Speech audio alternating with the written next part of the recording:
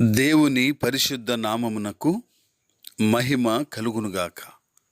కృపావాక్కు అను ఆధ్యాత్మిక కార్యక్రమమునకు మీకు స్వాగతం. ఈరోజు దేవుని వాక్యము. యెహోవా కొరకు ఎదురుచూచువారు నూతన బలము పొందుదురు. యెషయా గ్రంథం 40వ అధ్యాయము 31వ వచనము. ప్రియమైన వాళ్ళారా, ఈ చిరపరిచితమైన ఈ మాటలు ప్రభువు నుండి మనను వ్యక్తిగతంగా తాకినట్లు అనిపిస్తాయి. భౌతికంగా కానీ, భావోద్రేకపరంగా కానీ, లేక ఆత్మ సంబంధమైన విషయాల్లో కానీ అలసట మనకందరికీ కలుగుతుంది. శాశ్వతమైన దేవుడు, భూదిగంతములను సృజించిన ప్రభువు ఎన్నడూ అలసి సొమ్మసిల్లడు.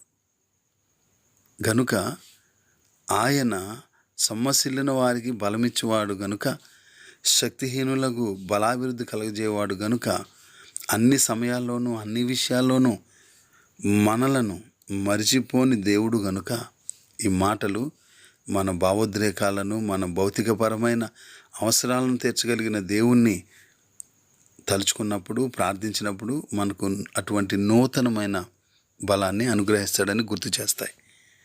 నేడు నీ ప్రయాణం ఎలాగుంది?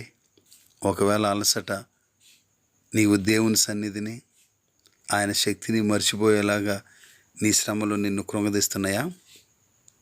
నీవెందుకు ఆయన ఇచ్చినటువంటి ఈ వాగ్దానాన్ని మర్చిపోతున్నావు? ఒకసారి ఆలోచించి. యెహోవా కొరకు ఎదురుచూచువారు నూతన బలం పొందుతారంట. ఈ వాగ్దానం ఒకసారి జ్ఞాపకం చేసుకోకూడదు?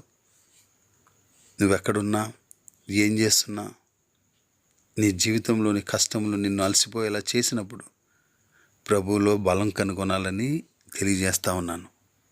అట్టి కృప దేవుడు నీకు, నాకు, మనందరికీ కలుగచేయునుగాక. ఆమేన్. God bless you all.